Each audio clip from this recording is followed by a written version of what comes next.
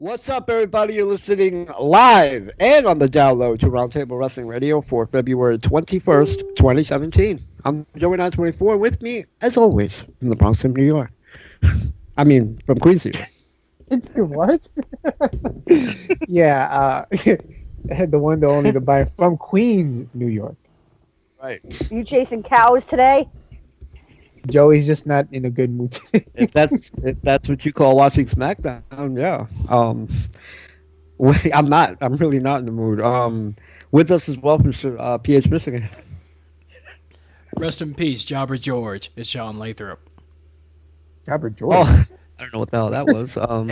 If you guys look back at the interview, when Jobber Joe and Joey introduced George the Animal Steel, he said, "Well, I guess you guys can call me Jobber George because it was Jobber Joe on the program." Yeah, I thought you meant Jobber Joe died, and I was like, no. I was like, wow. I thought too. I didn't want to say him. It's not the first co-host that I wish were dead, but okay. Oh damn! Oh, that was pretty harsh. Shoot! I meant to say not my first choice. Anyway, honestly, no, he's the last on the list. But he's on the list. I'm second, actually. And I am Innocent, a.k.a. Big O, from the Bronx. Not more From Chicago, yeah. Whatever. I'm so like He's already running wild tonight, man. I can already tell as this show's gonna go. I'm so disappointed right now with everything that's going on. And in all honesty, like I don't know why I'm so attached to a thing that I was attached to when I was 5 years old, but I really am. Like I'll never deny that.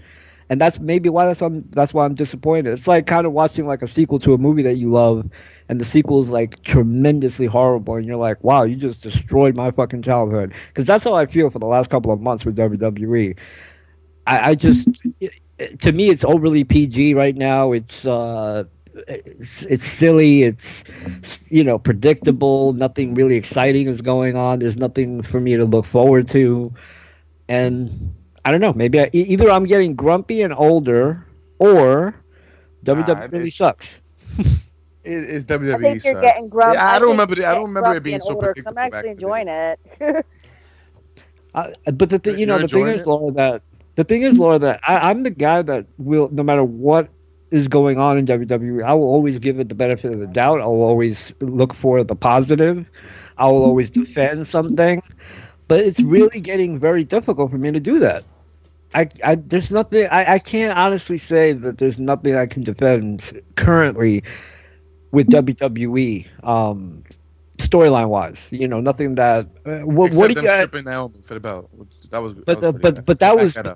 That was fate. It wasn't even WWE. But Laura, what do you like about it? Like, what are you enjoying exactly? Because I'm curious. Maybe you can change my mind. It for me right now is they're giving different guys different opportunities. Mm-hmm. We're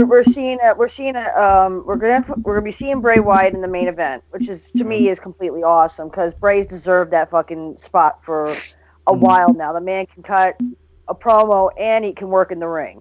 Yeah. It's hard to tell right now on Raw's side of the spectrum because we don't know what's going to happen in 2 weeks at Fastlane. Let's call it what it is. Kevin Owens' promo last night was fucking phenomenal. Yeah. Okay. So there's hope. There's still a. But what have you been liking? Even the main event from last night with even the main event from last night with Braun Strowman and Big Show, I was hyped going into the match. And Braun Strowman, I wasn't really big on him yet. I saw something, but maybe at not the point. But that was perhaps his best match I've seen so far. I would love to see him go a little deeper with some of these guys, but instead of the whole monster in some of these guys. Whoa. Wait, you want him to go deeper in some of these guys? I don't want to see him just do the entire monster thing over and over because he just showed that he has a potential of some great talent out there. Yeah, I'm not gonna lie. He did shock the shit out of me, man. I think he's a big, strong, stiff giant, but yeah, he's pretty good. He moved better than. I thought he was. I mean, for God's sakes, the two biggest guys in the WWE right now were fucking chain wrestling last night. Yeah. Let me just say this, because I'm pretty sure Byron's not going to give them any credit because I already know Byron. Because Byron is a guy like if Byron doesn't like you, you could do no right, and Laura's the opposite, where if she likes you, you could do no wrong. Where Bailey can never do wrong, and Big Show and Kane can never do right. However, Big Show, in my opinion, I wasn't paying attention to the point where I didn't know that was the actual main event. That was an awesome match last night. I have to say that was an awesome match. I know, Byron, you're not going to say that, but I'm going to say it. And trust me, I'm not liking Big Show. I'm not the biggest fan of the Big Show, but they tore, to me, for what Big Show is, they tore it down in their realm. Yeah. They tore it down last night. I'll tell you a guy on the way out having a good match. That crowd was into it. That crowd was chanting, "This is awesome." They weren't chanting boring or whatever. They were, and I was into it. I loved it. I could definitely tell you this much. Like a monster movie. Obviously, everybody knows I'm not into these guys that are really big because they're all of a sudden they're just a very slow paced match and it's getting really boring and they're just holding each other, hugging each other like they haven't seen each other in years and shit. I don't get into that. Was 80s Giants. That was 80s Giants, man. God, it was right. But to be honest with you, there hasn't really been a good match between two Giants regardless in years. I haven't never seen one really, to be honest with you. But this one surprised me. And I won't fucking say it wasn't good or anything because it was pretty good for their size to really go at it like that. And they really held their own. And I know Big Show, honestly. And I know Braun Strowman, from what I heard, he had a match with this guy Roman Reigns at a house show, and he supposedly had a really good match with him, and he could really move. And I've seen him move, and he can fucking do drop kicks and all types of shit. That's good. I mean, WWE picked a guy who can actually fucking move, and he's big, and that actually made the Big Show actually work for somebody his fucking size. He's able to do that with this guy because he's bringing it out in him.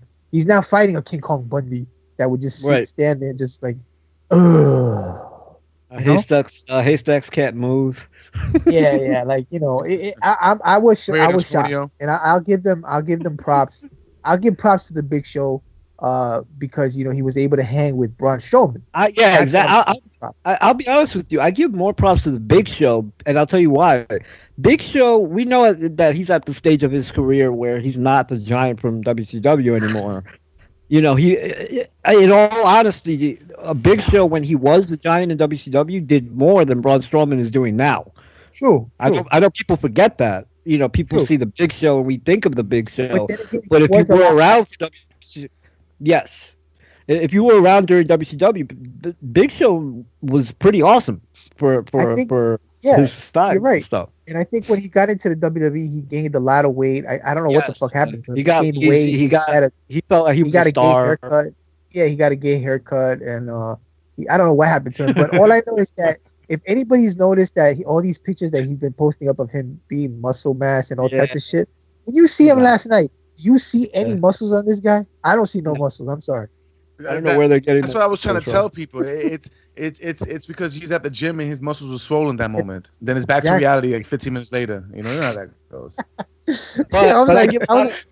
I mean, look. It was a good match. It was a good match, but I think the fans are just more focused on, Braun Strowman doing a kick up, acting like he's the greatest athlete in the world, like he's AJ. Dude, that was fucking impressive. It was impressive, but the people need to calm down. They're making it seem like he's gonna do a hurricane run and stuff like that. No, but you have to be impressed because of his height. No, but I agree with all the. I agree with. I was having this conversation with somebody over the weekend about how everything today is, the greatest thing ever and all that. We have to see a body of work of Braun Strowman. We can't go over the top because he did a kill. And the guy's still about 2 or 3 years into his career. I mean, there's definitely potential, as we're saying, still. Yes. Yeah. And I'm somebody that did not like Braun when he fucking entered. I just did not like him. We all did. And all of a sudden, it's just like, holy shit, this dude can actually fucking go. I was seriously impressed. The kick up was major, but I think it was more than that last night. Watching And just like I said, but him and Show put on one hell of a match. When was the last time Big Show worked the main event of Raw, for fuck's sake? Exactly. That I was surprised. WWE must have knew that they were going to have a good match. They put them in the main event. I don't know when the last time I seen them in the main event. I'm glad you brought that up because I was going to say that WWE must have been creaming their pants. Because they probably were in the back, like, you see, we're showing everybody that Braun is not a typical giant, and now everybody's gonna get on board. I know that they felt like that last night. I know they felt good about it. Now let's hope. I'm sure with Roman, he's gonna probably even do better. See, that's the thing that scares me the most about Braun Strowman's current situation is the fact that he's going in the fast lane against Roman Reigns, a guy who is taking on the tag team champions and winning pretty much. Is this all just to build up a monster, the John Cena treatment where no one can stop him? Oh, wait, Super Roman's here. Or, oh, wait, Super Cena's here. That whole formula.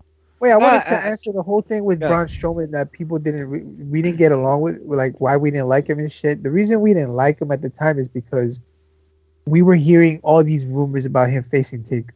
And I don't think he was ready to face Taker. He was a new guy. He was just a big guy that was being thrown out there, and he was, dominating. Yeah, he was.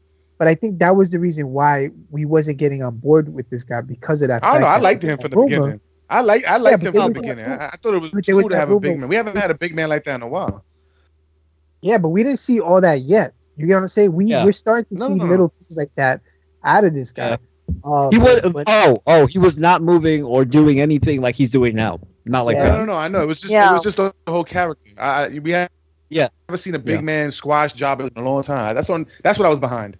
You know what I mean? But other than that, now he's definitely gotten better. His promos have a lot of work to do. Let's be honest here. He just sounds like he's reading off. That was oddly enough. That was one of the main reasons. I want Sami Zayn. I want competition. That's all I ever heard.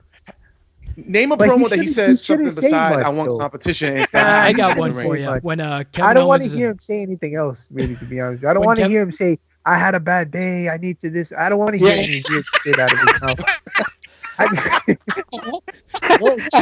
He should say, "I had a bad day, and I want to beat everybody up." That would be a lot better than "I want competition" and beating up 4 jobbers and. I agree with Byron. I don't want to hear him say anything else. I mean, unless he said, I just raped someone. I mean, that'd be cool. I just raped somebody and I want more. Like something like that. You want him to do like hide and rake? The reason Michael Cole's not at his seat because I just raped when he's out there, like honestly, when he's out there, he's yelling. He's okay, cool, that's good, man. You don't want to hear him cut Roman Reigns fucking. Yeah, exactly. Listen, I don't want him to talk about him seeing the fucking WWE pay-per-view when he was 5. I'm not talking about those kind of promos. I'm talking about. I've always wanted to be the champion. What? Since I was a little Braun. Way back. That was career suicide for Ryback. Let me tell you. Ever since he cut that long-winded promo about how he got injured and he always wanted to do this. Him running his pie hole was fucking career suicide for Ryback. Yeah, let's call that shit what it the fuck it was. The promo didn't bother me, to be honest. I actually like that because it fit Ryback a little bit more than, say, a Braun coming out there and saying that kind of stuff. Like, it wouldn't fit Braun at all. Well, here's the thing, though, with Braun. One of the main reasons they signed this guy wasn't the fact that he was just your typical bodybuilder, strongman competitor. When Mark Henry was the one that reached out to the WWE saying you need to sign this guy, was because he was charismatic. He was very friendly to the crowd and always trying to get them hyped. So we likely will see down the line him actually cut some sort of promo. But what he actually says... Wait, WWE listen to a black guy? Yeah. Oh, Jesus. That's definitely a first. That is a first. If you ask Kamala, he probably don't even believe you what you just said. By the way, I find it absolutely hilarious that Fate told the WWE that Naomi should not have the belt until the end of February. In other words, WWE gave the belt to Naomi. In my total opinion, I know the perception is that she deserves it, but in my opinion, it's a Black History Month. It was actually because of from what we understand, was because they wanted her to go into Orlando and lose it in her hometown, because that's what they like to do. Nah. was the best thing that listen. It was the best thing that happened. No momentum. I think it was Black History. I think it was the whole Black History thing. That's what I really believe, honestly. And I'm being dead serious about that. The right thing happened tonight because Naomi was not ready at the moment.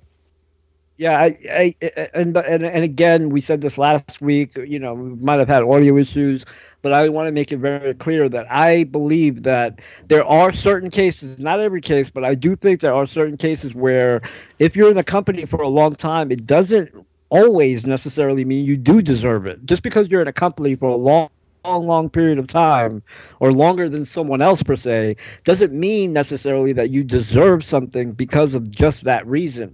Now, if you were to tell me that Naomi for 8 months straight was having classic match after classic match, I would get on board. But she wasn't doing that prior to winning the title. She was having so-so matches. Nobody was really talking about Naomi before this. Nobody was on the Naomi bandwagon. Give me a break. Yeah, and then the crowd screaming, "You deserve it!" every time. Come on, man. This is really getting overkill. This "do deserve it" chance is really starting to get on my nerves. Like that's something I wish they would edit out in the video game and even on DVD because it's really getting my nerves. Yeah, the crowds today. I mean, they think because you've been there for a while that you deserve it. It doesn't. To me, it doesn't. It's like saying the Red Rooster deserves a WWE title shot because why? He's been there. I'm agreeing with you. I don't think Bray Wyatt should be WWE champion. He definitely doesn't deserve that at all. Yeah, not at this moment. Not at this moment. And that's what I was going to say to Laura. Like, I would have been. We talked about this also last week. You know, I would have been on board heavily with this 2 years ago, maybe even a year and a half ago with Bray Wyatt. I can't feel it right now. I just cannot feel this with Bray Wyatt. And by the way, I will give a compliment to WWE on one thing, and specifically Randy Orton at the end of SmackDown. When Bray Wyatt was doing his corny laugh at the end, Randy Orton had his eyeballs directly on the title. I thought that was psychology. That was pure psychology on Randy Orton. I mean, look at the video and watch Randy Orton's eyes is only solely on the title belt. I thought that was brilliant by Randy Orton. He stole that shit from Chris Jericho. Oh, really? Jericho was doing that shit back when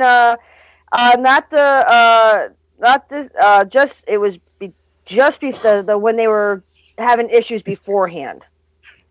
That's with him. Yeah, well. When every time. No, I shit you not. Go back and fucking watch it. No, you're right about that. Right. Was tapping the belt. He wanted to be Kevin Owens' legitimate best friend after that. Yeah, it was over. That but I don't know. Like I noticed, you're right about that. But I don't know the way Orton did it tonight. You got to understand, like the setting that Bray Wyatt cuts promos is a little bit different than everybody else's setting. So when you see Bray Wyatt laughing, and all I notice is Randy Orton looking at the title. It just stands out more to me than being in a crowd atmosphere. I don't know what it is, but I just thought. You can have battle royals, you can have tournaments. Randy Orton's fighting Bray Wyatt. So wait. Let me ask you a question. I'm calling it right now. The WrestleMania event for that particular belt is going to be a triple threat match.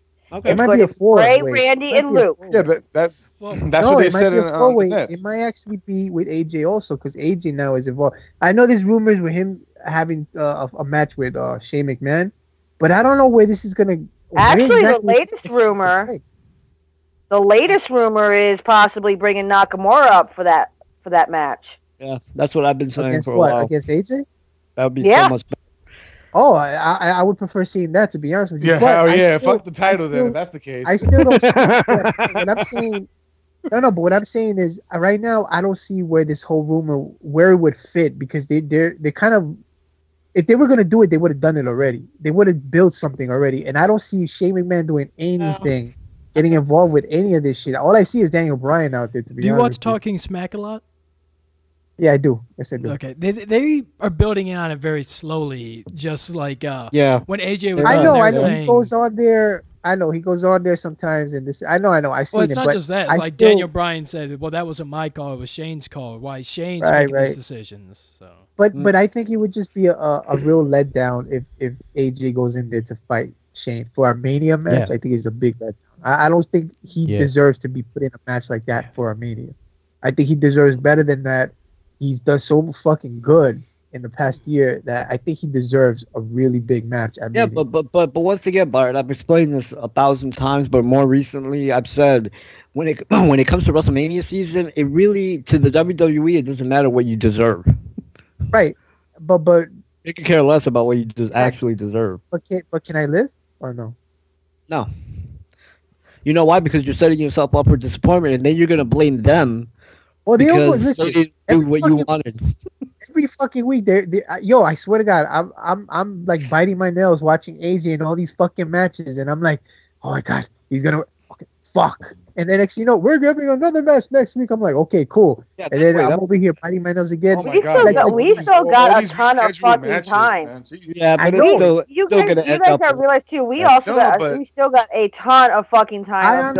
I just don't like the whole rescheduling the matches, man. Exactly. Last week, Randy says, "Oh, I don't want the title match." Okay, then we're gonna have a battle royal. Like, I don't know. It's just it's so generic.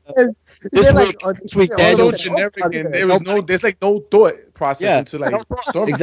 Exactly. I don't want to have the match. Okay, then let's go for another match. Yeah, like come on, you're supposed to be like you want it. But you know what?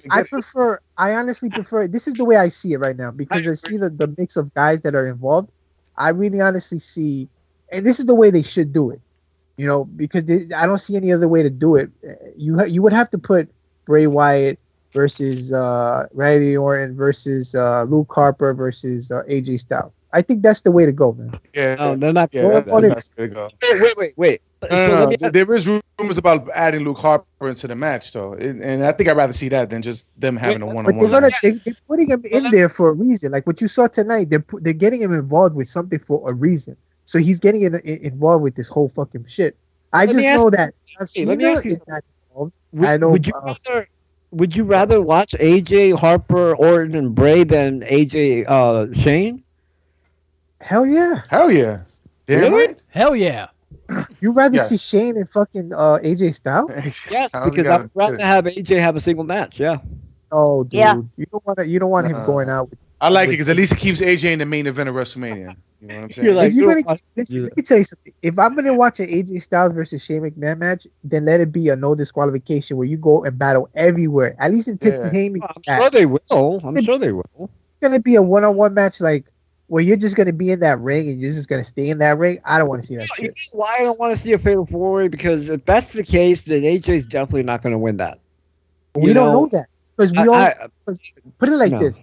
All we've been saying is AJ is not going to go to Mania in the title picture, but he's still involved in it. Still, so there's still hope that you never know what the fuck they're really planning to do. I still think it's Orton and Bray, or what Laura said, Orton, Bray, and Luke. That's it. I hope not, because if you do that, it's just stupid. I'm not. It is going to be Luke. That was the report. They were going to add Luke Harper. Oh, but it's like still saying I'm going to watch a match with Bray Wyatt against Randy Orton. It's still the same shit because you're throwing this guy in there. It's the same fucking. Yeah, but it's going to be a better match though. It will be a better match with all three. Yeah, but it's not a match that I want to fucking say.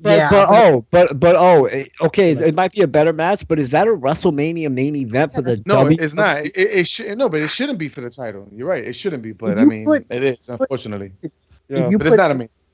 If you put AJ in it, at least it helps the fucking. But I don't see AJ involved in this. I don't. I think they're gonna keep it with the Wyatt family. Honestly, I hope not, because it's stupid like that. It's just dumb. Nobody. Personally, that makes more sense than having AJ involved in a Wyatt family situation. Right. I was gonna say is that because at that point in time, AJ is gonna get lost in the shuffle, and it's not even gonna be fucking worth it. Exactly. I don't want to see that. I don't know. AJ's gonna be the least significant person in a Wyatt family situation. I'm telling you. Well, like I said, they've been building this shit up for months. Yeah. It's about the Wyatt family. It's about the Wyatt family. Yeah. I agree with you, but that's what. And I thought the ending of fucking Smackdown was just blah. I mean, how many times are we going to see two people land at the same time after fucking Battle Royal? And if honestly, when I seen it looked like AJ clearly hit it first. You know what was funny is that Mojo Riley, it was a by the way, it was a Smackdown full of promos tonight, but in the middle of all those promos, and there were 1,000 of them, Mojo Rawley was like, I've won 2 battle royals in the last, I think he said 2 weeks or 2 months or whatever. I'm like, you've had that many battle royals? You know, like, you gotta remember that we just had the Royal Rumble also. I don't know, because he said he won the 2 battle royals, so he's not even including the Royal Rumble. So we've had 3 battle royals in the last 2 months. Like, to me, doesn't that sound like a lot of battle royals? Like, sometimes it tends to happen when you got like a ton of talent, and you don't know what the fuck to do with them all. Obviously, that's the problem, though. Like, I think that's exactly what it is. They don't know what to do, and they ran out of concepts, so they're like, "Fuck it, battle royal." Everybody pops up battle royal. This is one of those episodes also of SmackDown where I don't know what was the worst part, whether it was the Battle Royal or the ending or the incredibly annoying, horrible promo that the Usos cut where they were yelling at the top of their lungs and it sounded that made no sense to me. But then again, my PlayStation, I was never so fucking thankful for my PlayStation View being all retarded tonight. The only thing retarded was the Usos promos yelling at the top of their lungs, and it was just like annoying as hell, man. Like I couldn't take them seriously whatsoever with the way that they were talking. That or Naomi with the "You Deserve It" have to give up the belt. Oh my god, her crying. I do feel bad for crying. I do feel bad for her, but not that much. You know, I don't really feel bad for her. I mean, it's fucked up what happened to her, but she shouldn't have been put in that predicament. I was going to tell you, this is exactly what I feel about Naomi. First of all, I think she has a lot of talent. I said that before. I don't know why she was thrown into this mix like all of a sudden. I think it was just like it came out of nowhere. Put it like that. Like she wasn't involved in February. Well, right. But what I'm saying is, she was thrown out there out of nowhere. Like, you know what I'm saying? I know it's the February thing. But it's not just that. You look at what's going on in there. No, it is that. I say it's not just that. It is just that. I'm saying it's just February is about to be. Listen, we already chose the ending of February, and they stripped her. That's why. You see? That's coincidence, man. They would. All I'm saying is Jackie Robinson. All I'm saying is Naomi didn't have a build up to that title. You get what I'm saying? There was no build up to her trying to work her way up there for that belt. I know she's been there for years. 8 years. And this is the whatever. And this is the thing that this is why everybody's saying you deserve it shit. But let's keep it real, man. She was not in no kind of fucking feud for her to work her way up there to that belt, and all of a sudden she's the top dog. There was no need for it. Undefeated against Alexa Bliss on SmackDown for 3 straight weeks. Hold on, Sean. You like to defend Naomi a lot, right? Can you name a classic feud that she had? Classic. Something that sticks out, like a Sasha and Charlotte or Mickey and Trish. Can you name something that Naomi did that you like? Yo, that was great. I can't even name one, but even so, I know. I'm glad I was able to answer that question. Thank you. You're not gonna do it. We're saving you. without Google, please. Sadly, he's typing it. I'm gonna be honest. Sadly, the biggest feud she had prior to this was her feud with Cameron, where Cameron tried to pin her while she was laying on her stomach. Are you serious? That was the biggest feud she had. Exactly. I know that's terrible. Exactly. But here's the thing. This is what I want to say though. Naomi, you look at what's going on with SmackDown. I wasn't even finished. No. Stop. You didn't even let him get it out, though. Yeah, let's make a pointless point. With Naomi, and you look in the SmackDown Women's Division compared to Raw, we talk a lot of crap about how Raw is doing nothing with their women. It's a 2-woman show, and then there's Nia and maybe Bayley. That's what's usually said on this program. With SmackDown, you have Natalya and Nikki Bella in a good feud. You have Becky Lynch and Mickie James in a good feud. You have Carmella on weekly. Whether we like it or not, she's still being in a good predicament every week with James Ellsworth. Okay. And then you had the Naomi Alexa Bliss. The women's division in SmackDown is being far more respected in the fact that they put Naomi, who with a still growing Alexa Bliss, and beat Alexa Bliss for the title, legitimized her even more so. Alexa Bliss isn't like a 3-year reign, or Charlotte reign, or anything like that. She was just there for a little bit. It doesn't take anything away from Alexa Bliss. If Naomi suddenly beat Charlotte for the title, the way they planned it out like this with Bliss, I would agree with you. But Alexis Bliss's reign wasn't that glorious yet. So losing it that quickly made it okay, in my opinion. And Naomi but Sean, do you really believe that the Natty and Nikki Bella feud is a good feud? It's a better feud than Nia Jax and Sasha Banks. It's gotten better over the recent weeks. I can't stand the fucking promos. I wish it would just die. However, they did beat the shit out of each other tonight, which was impressive. Yeah, so I thought that match was pretty decent. But the fact that you can't stand the promos, that's kind of like 97% of their feud.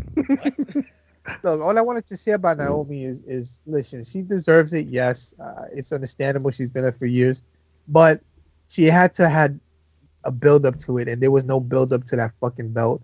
I'm sorry, she was thrown in there out of nowhere, and people are really getting confused on what this whole "you deserve it" shit is. It's like it's just like Joey was saying. It's out of nowhere. You start chanting this shit to everybody. You don't do that shit. Everybody that's been there for more than like 2 years and stuff. Like, it doesn't make any sense. Naomi has all the ability. Naomi has all the ability. I know that 8 years of. Yeah, she's technically been there longer than she's funny though. Naomi's been.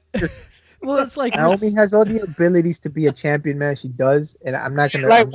When Zack Ryder won the title at WrestleMania, that's a "you deserve it" moment. That's a true "you deserve it" because he actually, in my opinion, deserves it for a lot of shit that he's taken, a lot of bad gimmicks.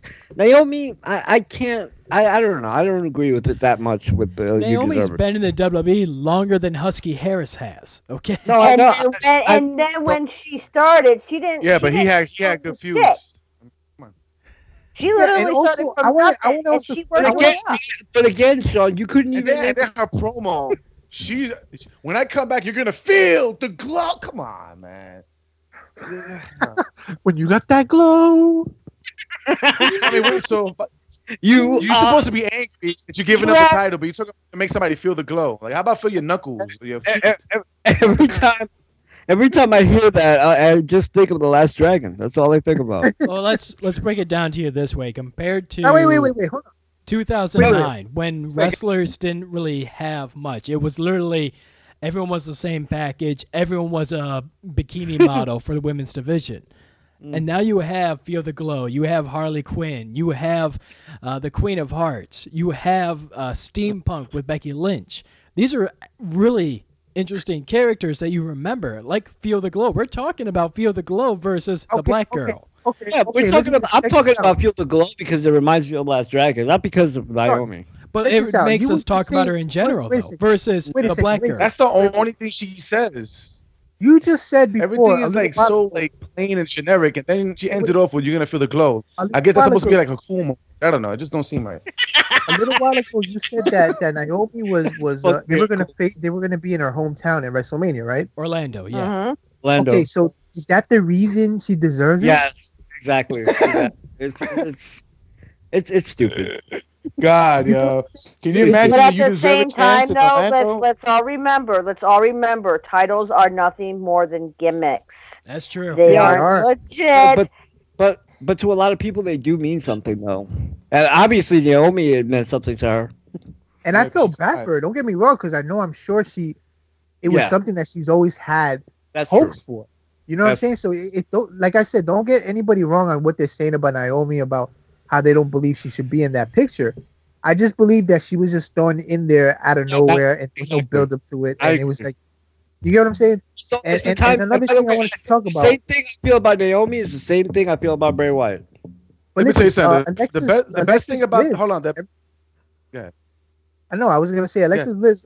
At least she's been. Listen, I know. A lot of people say that she's still new, but she's been with the company for a minute. She was on NXT. She was building her way up, so she's had experience already, and people known about her. It's not like she just came into the WWE and out of nowhere she won the belt.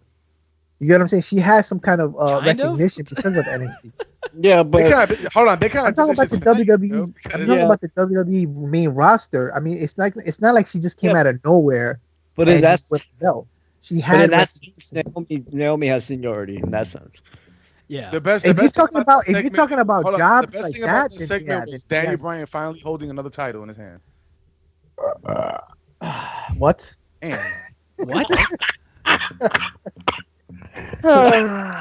Daniel was Bryan, wow. that was a fucking stretch and a half. Oh, Yeah, that was. It was great. He had a fucking title in his hand. I haven't seen that in a while.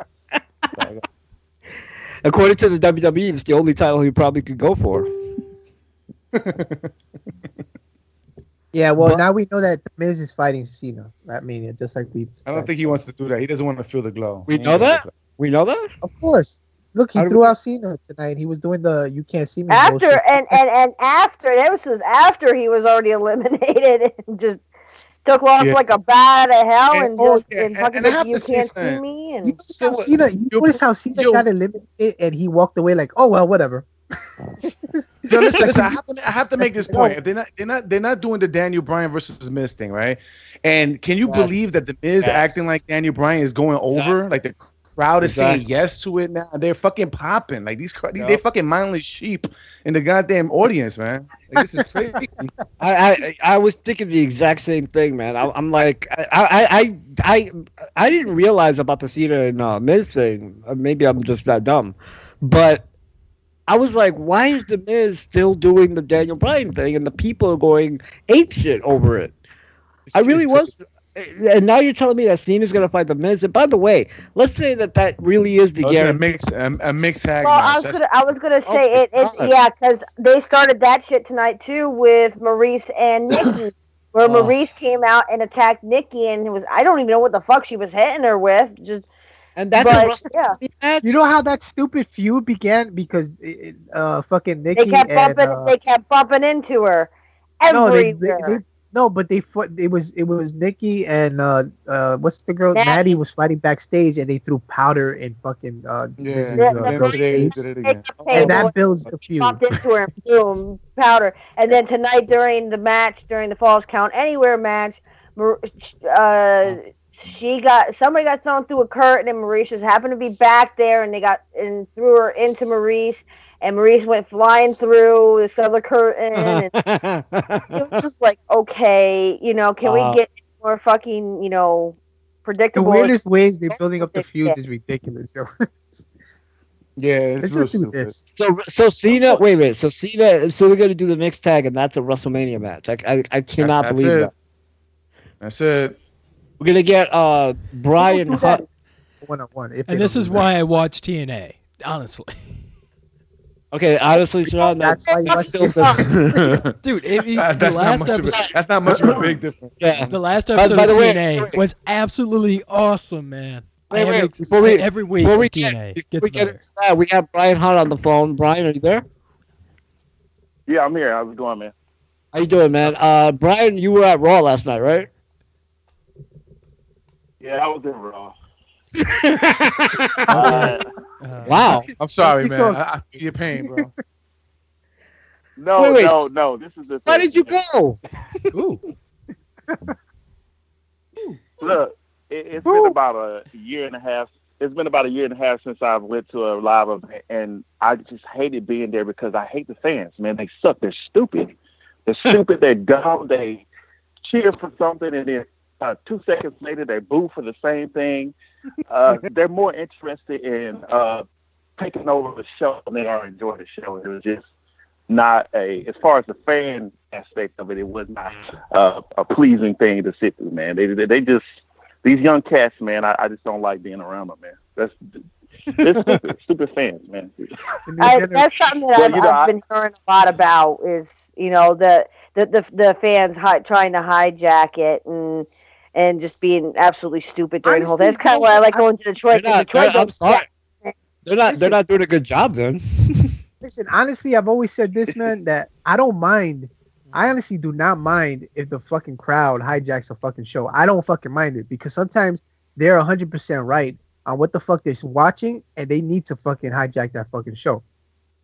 Because if you don't do it, fans overdo it though. Sometimes the fans do it a little too much. They try to hijack any show. You know what I mean? I don't just give to a say fuck. hijack this. I'll give you guys an example of this. Okay, we have somebody that comes to the MWO every once in a while, and every time he does it, he tries and does the Fed chant. He does the 10, and he does a bunch of other shit that's just absolutely fucking annoying at an indie show. You just fucking save it. Hold on, we're saying 10. shit there. Wait a minute, but wait, Brian. What's wrong with him saying 10? I don't get it. Yeah. But wait a minute. But I haven't seen somebody, or I'm sorry, I haven't seen a crowd, quote unquote, hijack a show like, let's say, the Daniel Bryan incident. Yeah, where Daniel Bryan was, that was a true hijacking. I don't know what you mean by hijack. That was great. No, that was great. That was and he he deserved that. That was it. I mean, during Bailey's speech, people were screaming out Captain Crunch. You know what I mean? Good. I'm glad. Exactly, because that's exactly what I was thinking about when I heard her promo. I was getting hungry because she was. That's what I'm saying. There's times where you have to do it, man. Yeah. I'm sorry. No, see, I just think I just think that's disrespectful, man. Like, if you're screaming out something that has to do with what's going on, making me watch this shit on TV sometimes, man. She actually was. And the crazy thing is, when she came out, she actually Bailey and Bailey, The Rock, and Enzo and Cass actually got the biggest pops. Right. I think Bailey, that was her hometown, right? Yeah, Bailey's from California. She's from San Jose. Yeah. Okay. And the biggest heat was actually Roman Reigns. The Rock was actually talking shit about Roman Reigns when he first came out. Before the show started, The Rock came out and just explained to everybody that he was going to be shooting a movie. And he was like, they asked him, should we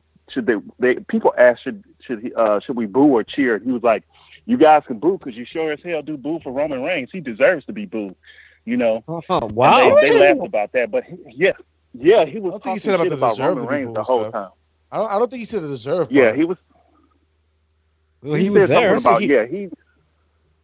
No, it was on video, and it was reports and all that. But he did say something about the Roman Reigns thing, and then Vince McMahon came out and said you're fired, playing around. I guess just for mentioning Roman Reigns. Yeah, Vince McMahon did. Yeah, Vince McMahon. He mentioned Roman Reigns twice. Every single time Roman Reigns came up on the screen, on the big screen when he came out, they booed the hell out of that man. You would think that he's the biggest heel in the company because they sure did boo the hell out of him. Right. Brian, being there, we talked a lot about in the beginning of the show about the Big Show and Braun and how we were actually pleasantly surprised. How was it being there live? Like, what was the crowd like? Because sometimes you don't really, we may think we get a sense watching it or hearing it, but sometimes I know from being there myself that it could be different, being there. So what was the crowd like for that match? Because on television, people were saying this is awesome and all that. What did you think, and what was the crowd like? Well, Big Show got a very big pop when he came out, and the crowd loved it. They were really into the match the whole time. No, they actually loved it. They were cheering for Big Show the whole time. I was actually pleasantly surprised. I don't know what you guys have said about whether you enjoyed the match or not, but I actually enjoyed it. We all did. Yeah, it was a good match, definitely. It was a good match. Yeah, we were surprised about it. So I was surprised as well. But I was surprised how over Big Show is. You know what I mean? But I guess people have a lot of respect for him because he's, worked so hard to get ready for this match against Shaq. That's not going to happen. A lot of things with a Big Show, it seems like a lot has changed since he did that Stone Cold podcast. Because after he did that podcast, the cheers of "Please Retire" immediately seemed to have disappeared. Yeah, no, I don't think it's that. I think it has though. No, but I think Show hasn't been on as much as he normally would. Yeah, he hasn't. Haven't seen him as much. So because when you see him a lot, you get tired of fucking seeing this guy because he's very slow. He's not entertaining in the ring. He's always crying. And you have about. To understand. Around that time, he was crying every week, and you know what I mean. Stuff like that gets tiring to see. Yeah, if you haven't seen him in a while, people tend to have that mentality where the guy's back. Oh yeah, okay, he's back, cool, and everybody starts cheering again, and they kind of forget about it. But also, but he also went against Braun Strowman, so that's a big match. That's like two big guys you haven't seen in a while because we don't normally see matches like that anymore. Speaking of that, Brian, you were at the event. One of the things I was hearing was that when Roman was out there and during the match with the Big Show, there was a lot of chance for Braun Strowman. Yes, that's true. That's true. People really like that guy. I mean, I had people around me talking about how much they like Braun Strowman. People really like that guy, and I think he's improved in the ring. He reminds me of an old school dude who could have, been around in the 80s and 90s, Braun Strowman, So, yeah, people really like him. I don't know if it came off on television this way, but I told you that Enzo and Cass also got a really big pop. But after I think it was Sheamus picked Enzo or some people were actually cheering for Sheamus doing it. I think people are actually getting tired of Enzo and Cass, man. They were saying thank you, Sheamus. So it's the ending. Hey, can I tell you guys something that I'm looking at right now? WWE just posted up exactly what you were talking about, Joey. What? About they posted up a picture of Bray Wyatt in the back and he's laughing and you see Randy Orton looking at the belt. They posted that picture up. So that means something. If they post that caption up, basically, something. By the way, Brian, what do you think of like the whole like WrestleMania season this year? Like what I don't know if you listened to the past couple of episodes, but I'm just curious about what your take is. In terms of some of the matches that we kind of know. Such as Bray and Orton or a version of that match. Cena tonight on Smackdown, kind of like we got a little confirmation that Cena is going to be involved with The Miz in a mixed tag team match. The rumor of Goldberg and Lesnar being for the actual title. So what do you make of all the stuff that's headed into WrestleMania? I'm not excited about any of it. The only thing I'm excited about is the Kevin Owens Chris Jericho match. The rest of it, I'm really not interested in seeing a 50-year-old man. I mean, how long is Goldberg going to be out there? I mean, I'm really not excited about any of this stuff, man, except for Chris Jericho. That's the only thing I'm excited. The rest of it is like, I think with what Big Show and Braun Strowman did on Monday shows that actually those two should be fighting at WrestleMania. I think if they built that up the right way and show, this is going to be Big Show's last match. You see them preparing. Yeah, I agree with you, but I think it's already too late. They already messed it up by putting it in the main event in Raw. It should have been in a big pay-per-view, honestly. Yeah. It should have. Yeah, they probably. But maybe, are you guys? Go ahead. I'm sorry. Are you guys? I haven't been able to listen much. Are you guys all excited about about WrestleMania? Or are you guys kind of? Oh yeah, we're not excited. I'm excited for TNA. No, actually, Sean, shut up. I can tell you for a fact, Brian. I'm not. This is the least excited that I've been about WrestleMania. Yeah, in all honesty, like I'm, and by the way, it's not just WrestleMania. It's I'm not excited about the direction at all. Period. And I've been trying to explain this, like, when WrestleMania 30, which I believe was the Daniel Bryan WrestleMania. We had like real optimism because it was like watching Eddie Guerrero or Chris Benoit's year, where we knew guys that were in the business for 20 plus years or that we've come to know from the independents that work hard. So we had a lot of things to be happy about and excited about for that particular WrestleMania, just as an example. Or, before Sting got ruined, it was still, we were still kind of excited. Hey, Sting's going to be at his first WrestleMania. This year, we've seen the Goldberg match. I disagree. If this was the first time that Goldberg was fighting Lesnar, I would feel differently about it. But we've seen it in recent memory, and it wasn't that great. A minute, 90 seconds, or whatever it was. So there's not. I don't know what to be excited about. I agree with you, Jericho and Owens, but even that, am I going to be running to my pay-per-view provider? Let's say I had a pay-per-view provider. We don't have pay-per-view. The one match The one match I was the most excited about that seemed like a kind of WrestleMania moment match, the rumors are going on that might not happen now. Shaq and Big Show. Thank fucking God. No, I agree with Sean. But at least, yes, it wasn't going to be a 5-star match. No. But that is a WrestleMania match, though. You're not understanding. What are you talking about? That's a WrestleMania match? Like, you think that? Just because Shaq is a star? It's a match. Yes. Hell no. It's a match of awe. It's a match of awe. So I'm guessing you liked the whole Big Show versus Mayweather thing, right? You love that part too. Yes. Right? I definitely like that. That I definitely like that. Yes, I did. I did like that. You know why? Because it felt like you could only see it at WrestleMania. Only at WrestleMania. Butterbean versus Bart Gunn. No, let's not go that far. I'm just saying. Oh, that was great because that was a real fight. That was a real fist-to-fist fight. That was great. But let me tell you something. Even John Cena and The Rock, you know, whatever your feelings are about it, that's still an all kind of like WrestleMania match. There's no all WrestleMania matches this year, and you can't say Goldberg and Lesnar because again, we've seen that, you know, a couple of months ago. So it's not all that inspiring. Show against that sumo guy. That was big. Aki Bono. Yeah. They're both wrestling. How do you guys? Aki won a bone. How do you guys feel about how they've been promoting Samoa Joe, and what do you guys see him doing? I love it. That's actually been good. I love it, but you know what?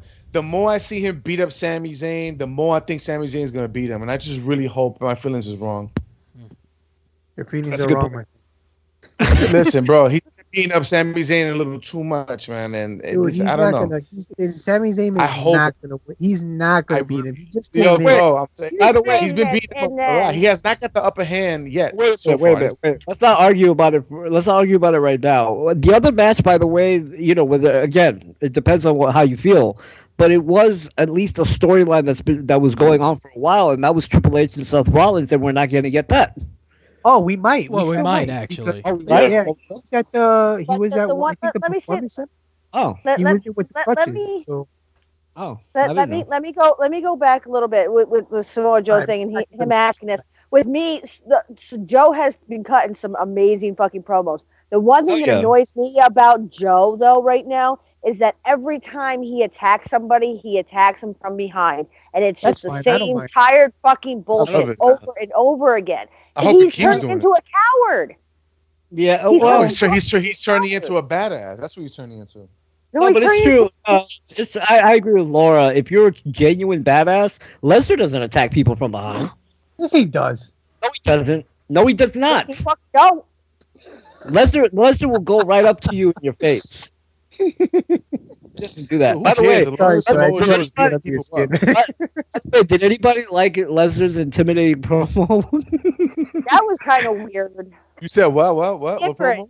Lesnar's intimidating promo when he sat in front of the camera and like he just nodded his head. Oh my God. And Paul was just talking in the background. I mean, and you can see Brock. Yeah, I know. Like Brock was an oversized ventriloquist dummy. Exactly. Exactly. Let him talk. Exactly. That's exactly why does Heyman gotta talk every time? Like, I don't get it.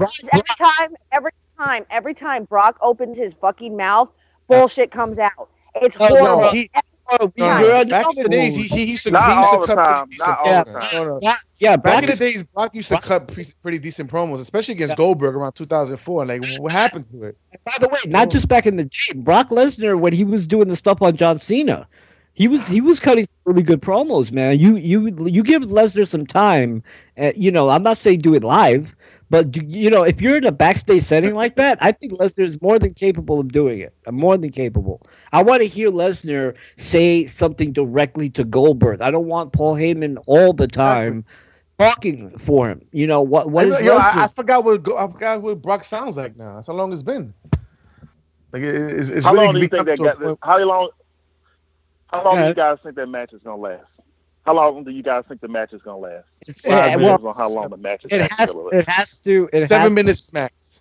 It has to last longer than Survivor Series, but it's not going to last as long as people think. I say about 7 minutes. Yeah, I agree with O. I would say around that area. If they were smart, they would cut it off the minute Goldberg trips, because we know that's going to happen. By the way, Brian, does Goldberg beat Kevin Owens for the title? Yes. Wow. Oh, yeah, that's gonna happen. But I think so. But and especially after hearing Owens' promo, after he said he's not gonna beat me in a minute, you know, he's gonna you know, I know exactly what to do. That means Brock is gonna beat him. I mean, Goldberg's gonna beat him like in 2 minutes. He might not, just because of that. I don't think so. I think we're honestly about to be surprised. Yeah, if you asked me before that promo, I would have. I'm sorry. Like Laura said, before the Kevin Owens promo, he cut an amazing promo on Monday, in my opinion. And if you would have asked me before that promo, I would have said yes, Goldberg, but I'm not sure now. You know, the thing is with Kevin Owens, that promo that he cut really reminded you of who he really is before he got hooked up with Jerk. Is that but I think it's too late though. It's too late. No, I don't think so. It's not. No.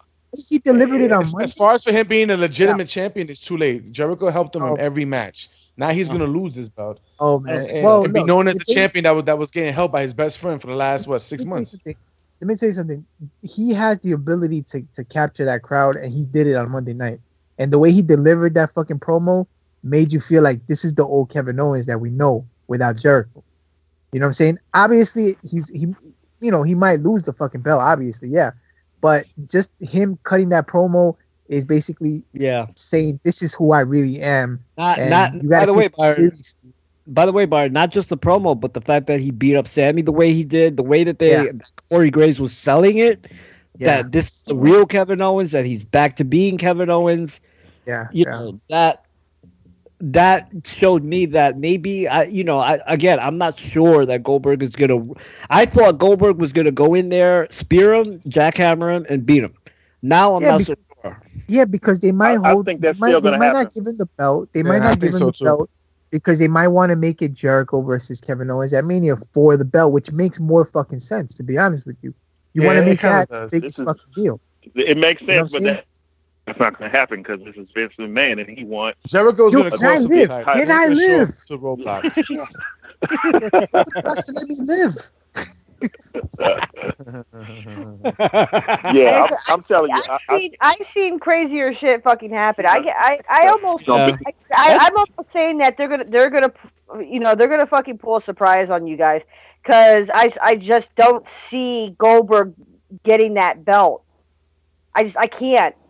Not right now. Well, honestly, let me tell you something. The way they've been setting up all these angles and the way all the reports are that this is happening, that is happening, it wouldn't surprise me if it does happen that way because the way everything is being set up. But don't be surprised also if they swerve everybody and say, hey, we made you believe that he was going to beat him in 15 seconds or whatever the fuck it was. And next thing you know, Goldberg's out there for like 15 minutes. He's struggling. Yeah. Oh, no, 15 minutes definitely not. He ain't going to be there in 15 minutes. You never know, dude. They have to do something. Definitely not in his contract. He's going into Mania. Before we let you go, Brian, what was the best part of Raw? Because obviously you didn't enjoy the fan participation. No, I think the best part of Raw was what wasn't shown on television, which all you guys saw in the videos when The Rock called CM Punk, and he did that in front of the crowd.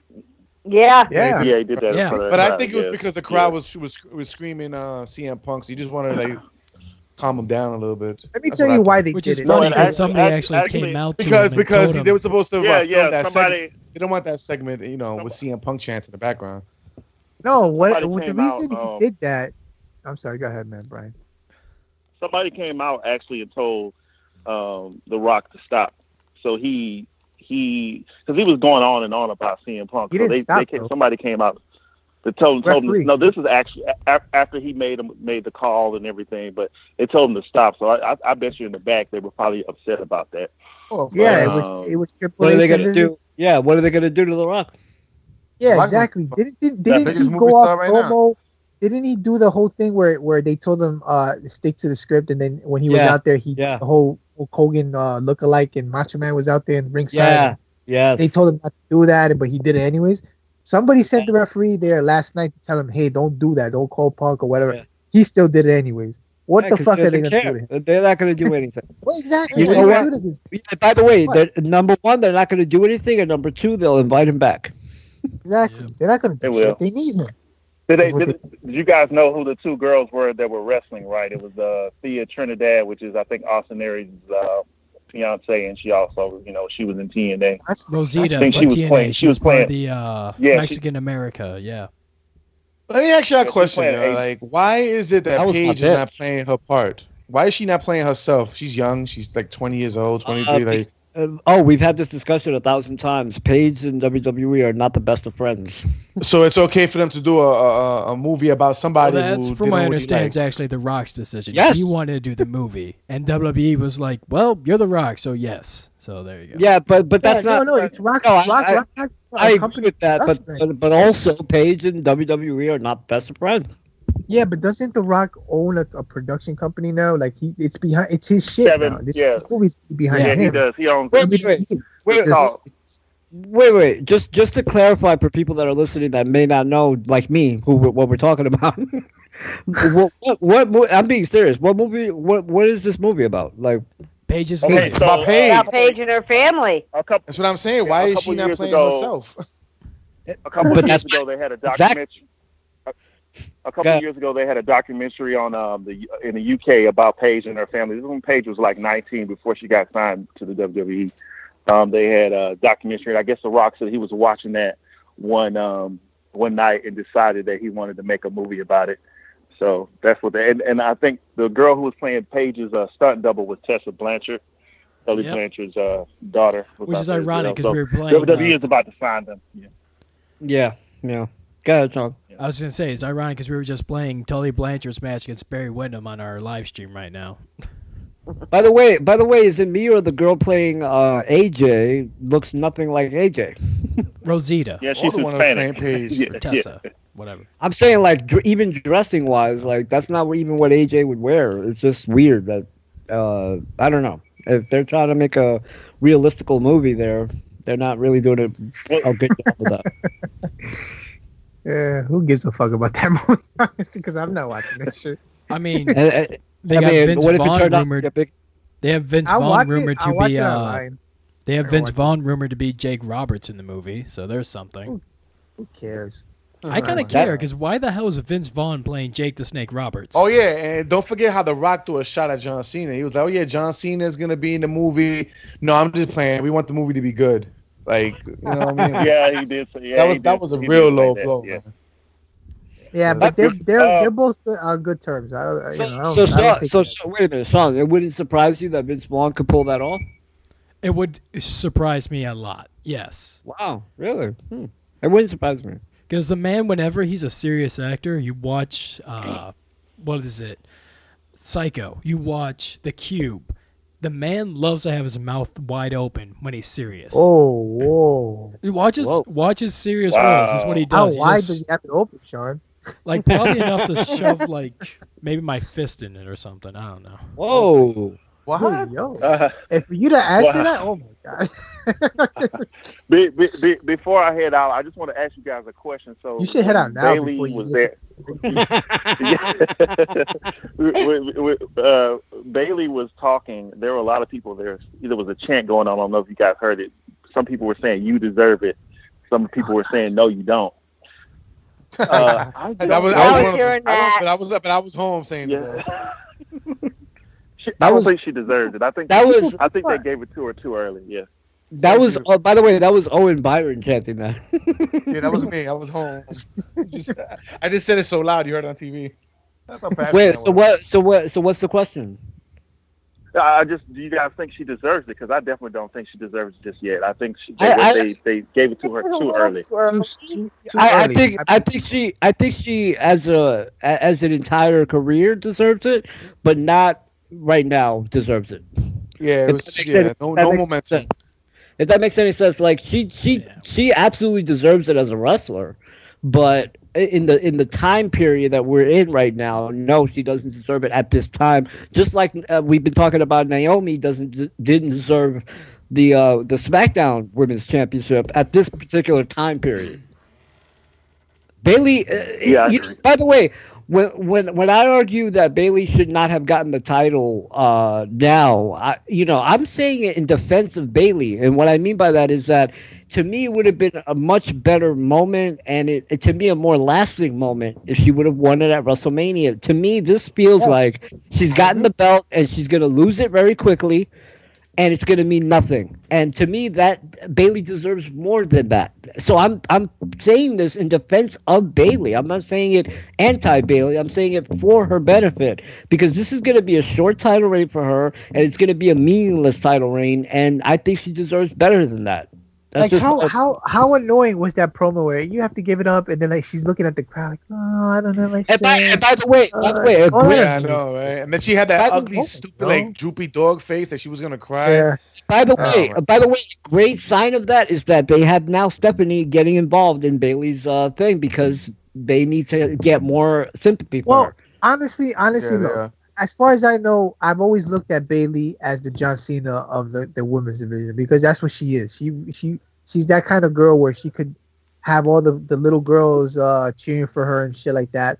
Adults won't cheer for her as much. Maybe they're cheering for her now, but later down the line, people are going to probably change. Yes, they're going to resent her. They're going to resent her. Exactly. Because of the way they building her up, as in this girl that's always having these, oh, I was a little girl and I always wanted to be. They still doing that shit. Don't you hate those stories, man? That's what drives people insane when you start doing shit so much like that. You fucking start really resenting these people. You know, it's just their character. You're just like, why? I don't want to hear this shit no more or whatever. Yeah. But here's the John Cena, I would say, of the women's division, because she has that look. You know, all the colorful things. She has the slogan where I hugs and blah, blah, blah. But I don't, like you said, I don't think she should have gotten the title. I think she should have been fighting her way to Mania to finally get that title, like Bryan did. Put it like that. Have a moment like that. Exactly. You know, and Bryan's moment. And by the way, we remember that so vividly because it was at WrestleMania. It was a massive moment. He overcame Triple H. He overcame Evolution. And what a fucking build up to that. But it's a memorable thing. You know what I mean? We're not going to remember Bayley a couple of months from now. I'm telling you, she's going to lose it. We're not going to remember that she won it on Raw unless we're talking about it at the end of the year. And it's gonna go right back to Charlotte, and it's gonna appear like her title reign was meaningless. And that, I think Bayley deserves better. I think she deserves better. What? Honestly, they kind of threw it out there that it didn't mean it. I mean, it didn't mean shit because she didn't win it on her own. Honestly, she really did it. She has this girl. And they really stressed that part. She said that. Wait, that's why Stephanie was telling her to give the belt up because she didn't win it on her own. She needed Sasha Banks to help her. The thing that pissed me off about that whole goddamn thing was at the same time they're completely fucking ignoring that Dana Brooke was fucking out there. Yeah. It's just like, okay, you know, we know why Sasha came out. But so, okay, fuck Dana Brooke and the fact that she came out and was trying to help Charlotte win, and then she fucking shows up in the match. And that's why I think Sasha is. Exactly. I think Sasha's going to turn on. I think Sasha's going to turn on her, though. I think that is another reason why. She came out. I think. That's going to happen for sure. For sure. All that, I love you. You're my sister. This is trying to remind me of Kevin Owens and Chris Jericho. But they compliment each other. What if they would have done something like Sasha wins the belt from Charlotte or whatever, and then she turns her back on Bayley, and that builds the Mania match for the belt. Yeah. But they kind of fucked it up because now Bayley's the champion. Exactly. You know what I'm saying? So I don't know. There's no build up. No build up. Yeah, there's no real classic build up to it. Put it like that. Yeah. Classic.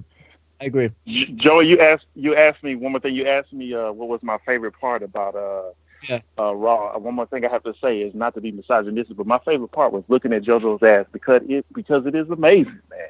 Yo, JoJo is smoking. Oh my God. Naomi who? Because now it's JoJo. Yes. Sorry. Yeah. Naomi lost her ass. I don't know what. Today, I'm telling you, she's wearing butt pads, man. I already came to that conclusion like 3 weeks ago. I was gonna ask you in all seriousness, how does someone, if someone can do that, like really? Yeah, but it also depends on what the female is wearing too. Sometimes kind of. Byron, I'm telling you, Naomi. I'm telling you, there's a huge difference. There's a huge. No, I know there is. Trust me, I know. Huge difference, bro. I know there is. Trust me, I examined it. I almost forgot what her face looked like that one time. Right? So Bayley's the best example of that. I mean, she's probably got the fattest ass in WWE, but she really hides it. Bayley? Bayley got a cake, bro. I don't know what you look at. Not better than JoJo. Look at those ugly balloons and that stupid ponytail. Look at that.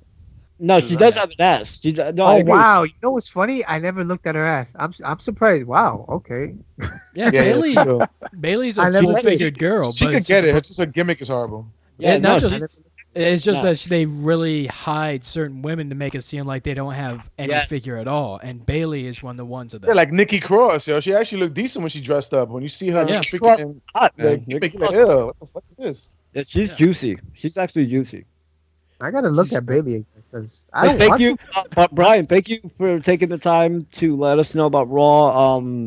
I'm just like you, by the way. You know, I to be honest with you though, I went to the Garden a couple of weeks ago. I actually enjoyed myself more than you did, but I agree with you on the fans. But for a total, my gripe with the fans is for a different reason. Like there's people that spend money and go in there grumpy.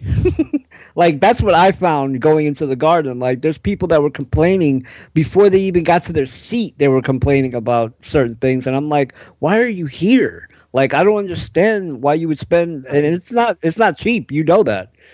You know, it's really not cheap. There were a lot of people sitting on their hands. I don't like that. You know, I'm a pretty quiet person, and you know, most of the time. But once I get to wrestling, that's my outlet. You know, I don't like people, you know, just sitting on their hands, not doing anything. Was it packed? By the way, was it packed?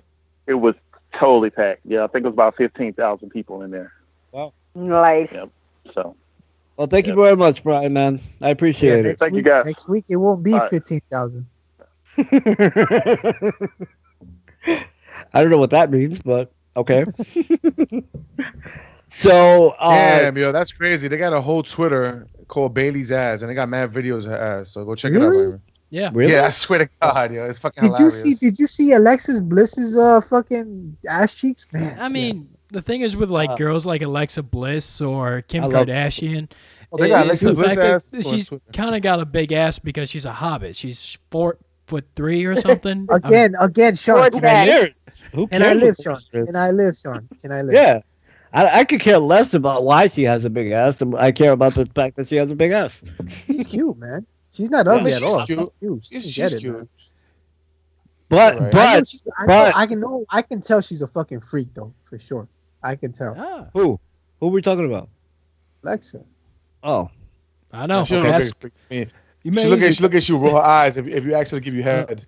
It looks like the NXT guy agrees that Bailey is thick. Same with Daniel Mendez, according to the live stream. So yeah, I gotta check her out. I gotta check out. But she does not top JoJo, man. JoJo is packing everywhere. Yo, JoJo is smoking hot. I'm really surprised she's just a ring announcer and they don't they tried making JoJo into a wrestler with the first season of Total Divas, and nobody cared about her. So, but if I may say, and you know, we complain or we do a little bit of complaining with the announcing, except for the fact that it has gotten better because Corey Graves is outstanding, Todd Phillips is good. So it's not as bad as, you know, previous years, but the ring announcing, and I'm talking about the people that introduce the wrestlers like a JoJo, she is horrible at that job. You know, the actual job that she's hired to do. It's true, Daniel. It's horrendous. I mean, I can't stand her voice when she weigh 267 pounds, and it's just like you can't understand what she's saying. John Cena. It's just horrible. It's horrible. To me, a lot of these women try to sound like Lillian for some reason. A lot, yeah. I don't know. It's me. No, but you know what it is? I truly believe that WWE programs you or trains you, but I say I prefer programs. They program everybody in the same way. In other words, that's why Michael Cole sounds like the guy that does Ring of Honor now. I can't remember his name right now. Kevin Kelly?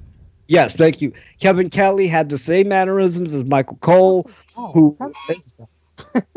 You know what I mean? Everybody seems like they come out of an assembly line, and it's because WWE trains you a certain way. So everybody like a JoJo is going to sound like a Lillian, who sounds like the next person, you know, because everybody's trained a certain way. Howard Finkel was distinctive because he had a distinctive voice. But if you look at any other announcer, male or female, they all sound the same. I mean, honestly, really pay attention next time when they do ring announcing. Everybody sounds the same. That's why, by the way, Corey Graves, to me, stands out, because he doesn't sound like everybody else. I don't know why, but color commentators they get away with. Yeah, and you got Bobby Cruz, who's in Ring of Honor, who does their ring. He actually has the same fucking issue. Yeah, everybody he does that infliction and just. Yeah, you look at the mannerisms that Michael Cole does. It was the same mannerisms that Kelly would do, or any lead announcer from the WWE, Mike Adamle, had the same mannerisms. But when it comes to the color commentator or these quote unquote bad guy commentator, they have a lot more freedom for some reason. Mr. Perfect had freedom. Rick Rude had freedom. Roddy Piper, even though he was technically not a bad guy announcer, but he was sort of the color commentator, he was more free to do what he wanted. Bobby Heenan, obviously, but he was just, he was outstanding. So you couldn't really tell Bobby Heenan what to do. Before I forget, because I'm looking at it, WWE actually put a picture up of Carlitos, and they wished him a happy birthday. So really, yeah, on Instagram. Okay. I'm surprised. I'm looking at it now. That is so surprising. They say WWE happy birthday to former U.S. champion. Wow. Yeah, then you already know what that means. They're trying to get back in his good graces. They need a new Latin star, man. Let's be honest. Del Rio's gone. Good graces. I don't know. They've always liked. Listen, man, they need a new Latin star. Let's be honest. But it's not like Carlito hates the WWE. It's that WWE hates Carlito. Yeah, well, it's a little bit. I think it's a little bit of both because Carlito wasn't happy necessarily. But why would they? Even though Carlito was wrong. If they hate him so much, why would they take time out of their fucking shit, out of their pay? They want him back. Happy birthday. I agree with Bo. I think they need a Latin star. I do. By the way, and another reason why, if you saw, like I said, the 1,000 promos that we saw on SmackDown, and if you think I'm joking, watch SmackDown. If you did see SmackDown, go. You saw? Did you see all the promos? Yeah. Oh my God! Yes. It was like watching the Royal Rumble, but it was if the Royal Rumble was only promos. I hated what's his name, the guy who that was with Zack Ryder. What's his name? Oh, Mojo. The legend, Mojo Rawley. I hate him so much that when he did this promo, WrestleMania. I'm like, shut the fuck up. A guy that's supposed to be all hyped, he over here whispering WrestleMania. Yeah, what I was gonna say was that when what is the Mexican guy's name? Yes, Lucha, whatever his fucking name. Yes, thank you. Kalisto. I don't know if you heard the crowd, but they booed him. Yeah, they did. The crowd booed him. I was like, that's not a good sign. He just reminds me of a really fake, generic name brand Rey Mysterio, man. Yeah. Even his voice sounds like Rey Mysterio a little bit. It's just what I'm saying is that, like you said, they need a Latin star because that guy they thought was going to be that guy. He's not going to be that guy. Kalisto's that's not because the guy. they gave him a shot and then they took it away. That's why. I don't know why. They're trying to push Kalisto right now. Because the guy's Dolph Ziggler really shows up. One of the problems is that Dolph Ziggler would show up, hit him with a chair 20 times, and then the crowd chants, "Hit him again!" So yeah. No, but Sean, this was way before that. Ever since he botched that promo on the draft, is when they really like, you know what? Yeah, we can't. A long time ago, they stopped pushing him. A long time ago. No, but always right though. When he botched the promo, and ever since that point, they lost faith in him in that regard. But also in every regard, to be honest. But I have to, and so I agree with Bo. I think they do need a Latin star, whether it's Carlito. If WWE couldn't trust him before, I don't know why they would think they could do it again. I don't know. Because Carlito, for all the reports that I've seen on Carlito, he didn't take it seriously. So I'm with the WWE on that one because I think but maybe he's changed. Maybe he's changed. Maybe he has. He hasn't changed. He really hasn't. From what I understand with the people that work in the indies with Carlito, he's the same asshole he's always been. Yeah, that's what I've heard too. A lot of people. First of all, how old was he when he first entered WWE? Early 20s. He was young. Okay, early so 20s. I know for a fact that the older you get, the more wiser and all that bullshit. It is true. A lot of people go through this. I'm telling you, Sean, you're gonna go through. Not everyone. The thing is with Carlito and Jeff Jarrett, guys like that, Ric Flair. Well, not Ric Flair. Flair doesn't make this list. Ric Flair still acts like a kid. I'm just saying. I was saying like guys like Jeff Jarrett, guys like Carlito. They think they're the greatest shit ever because their dad ran a promotion and gave them the title 85 times. Exactly. So that's what really hurts Carlito. That doesn't work for everybody, Byron. It works for a lot of people. I'm just saying. There's a possibility that he might have changed. Nah, he hasn't. If he's in the, let me tell you something. The indie scenes, a lot of people don't want to be there, so they probably are very assholes. Exactly. Hard to deal with this shit. You get the washed up veterans will probably stink. But if Carlito was serious about coming back, even if he is in the Indies and he really doesn't want to be there, he still would try to act like he cares or whatever, because the reputation is going to precede you, dude. You don't think the WWE has people in the Indies that report to them? Come on. No, I know that. Yeah, I mean, Carlito's there's guys that are always going to the indie shows. Of course. I'm just wondering why they took time out of their schedule. That's true, because they've never done that before. They've never done that. You think about it, his two family members, Primo and Epico, are wrestling for them. His dad's in the Hall of Fame. He's a multiple-time champion. Wait, is Primo and Epico still there? Yeah. Yes. Oh, wow. Yes. So obviously they're not assholes, right? They gotta be just happy to have a job. And it's funny because they should be assholes by this point. Yeah. But I was gonna say, by the way, in the list of 1,000 promos from tonight, Dolph Ziggler might have taken the cake with the super kick to the Titantron, and then he said, "Try to fix that." And I was just like, "Really? This is what's gonna make us like Dolph Ziggler? That corny ass 1990s promo that he cut tonight." Dolph Ziggler, he's a lost cause, man. Yeah, every once in a while, the cute little throwbacks like that are fun, but yeah, I don't know. Dolph Ziggler doesn't put off. Yeah. He doesn't need to. Hey, I'd rather see this Dolph Ziggler than the guy who's trying so hard to win a match. I don't know. He seems like he's trying more. Exactly.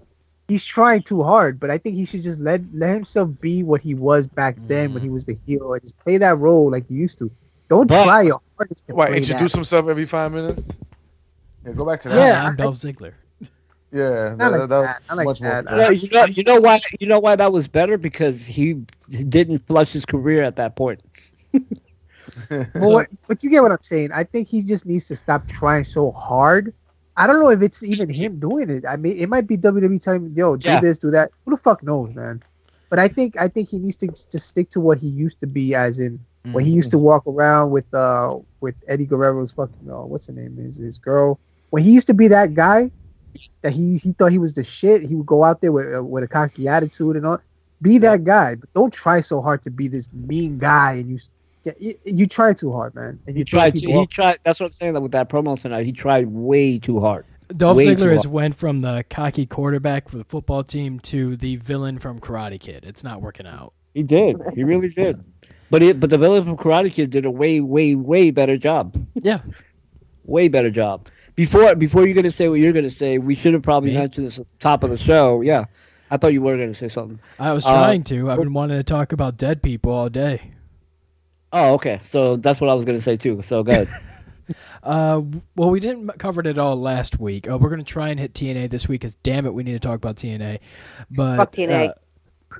But we didn't talk about it all last week. Was the passing of Chavo Classic, Chavo Guerrero Sr. As well, within just the week, we lost 3. Well, 2 of them are Hall of Famers. The other one is a icon of sorts from the Attitude Era.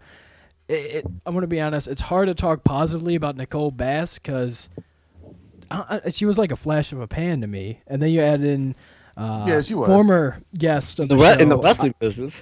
Former guest of the show, Ivan Koloff, and George the Animal Steele also passed away. Yes, George the Animal Steele, who not only the wrestler George the Animal Steele, and not only the guest of the show George the Animal Steele, but had an incredible movie job with Ed Wood. Yeah, one of my favorite movies. Did a tremendous. Yeah, I mean he really did an incredible job in that movie. And when I was younger, by the way, obviously a lot younger, I really thought George the Animal Steele was who he was. and the man had a PhD. He was a teacher at a high school in Madison Heights, was he a teacher? Michigan. I thought he was a doctor. Yeah, He was a teacher. He was a football coach. A wrestling coach. I believe he was a wrestling coach. In fact, the Madison Heights, their high school, the football field is actually named Jim Myers Stadium after George the Animal Steele, his real name. Mm-hmm. I don't think you say he has a pretty huge dick. One of the things about because I didn't even notice about this was he had a PhD. One of the things I didn't even notice about it was Dan Severn went online and mentioned something, and this threw back at how far George Steele's life was. When Severn was in high school wrestling, he actually took on Steele's team and met Steele the first time when he was coaching a wrestling team back then. Yeah. Like the guy, and even just looking back definitely check out the interview. We'll put it up one more time when he was on our show. Yeah. He's got a very interesting guy, but he was humble. He is a humble man for sure. Very, very humble guy, and also a really, really good person. Like a genuine. He was a very good-looking dude and shit. Okay. No, but in all seriousness, he was a good dude, man. Like I spoke to him on and off the show. Really, like Sean said, really humble person, man, and a guy that Hall of Famer. And by the way, a lot of people obviously know George the Animal Steele from the 80s when he was doing the Randy Savage stuff, and he was that version. But, my father was the one that told me about the real George the Animal Steele before that, who was like one of the most feared guys in pro wrestling, like legitimately feared. People were just fucking scared to even work the man. Yes, it's true. It's true. When I first saw his character, I believed that was him. Like I really believed it. Also, I was a little kid, obviously. Oh yeah, of course. He played that character great, like a Neanderthal with hair. Yeah, but that's what I'm saying. Like, but before that, he was like one of the most incredible villains. And he was like a really like massive bad guy, like before he did the crazy shit. Hold on, he wasn't crazy his whole career? No, he wasn't. Like I said, he wasn't the way he was in the 80s before that. He was like a regular, just bad guy, but he was like a bad guy, like a real down, dirty villain. Like I'm trying to remember the manager's name from the 80s. Valentine. Can't remember his name now for some reason. But, these, George Steele had rivalry with Bruno Sammartino. And they wrestled, in main events all across the country, actually. And this was before the Neanderthal George Steele. This was the real bad guy version of George Steele. So he had a long, illustrious career, man. Yeah. He became a part of the cartoon thing because that's what everybody was doing, and he did it very well. Because like Byron said, I felt the same way. I thought that was what he really was. By the way, the first time that I knew that George Steele talked normal was Ed Wood. Yeah. That was the first time I was like, what the hell? Like I was shocked, and that was '94, I think. Was Ed Wood. So I didn't even know George the Animal Steele because we didn't have a lot of access back then. Fun trivia about George Steele. Even though he pretty much created that WrestleMania 3 match, he hated WrestleMania 3. Yeah, he hated it. Yeah. Yeah, he hated it.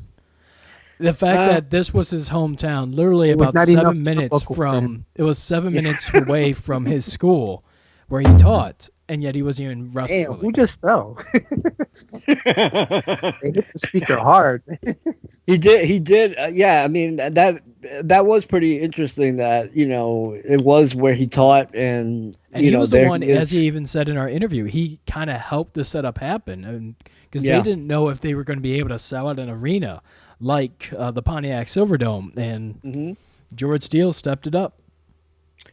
And I know you downplayed Nicole Bass, but aside from the wrestling version of Nicole Bass, which of course first hit ECW first, then WWE, and by the way, we might downplay it now, but trust me, at that time, people really did want to see very badly Nicole Bass versus Chyna. That was a major dream match at that time. I do remember that.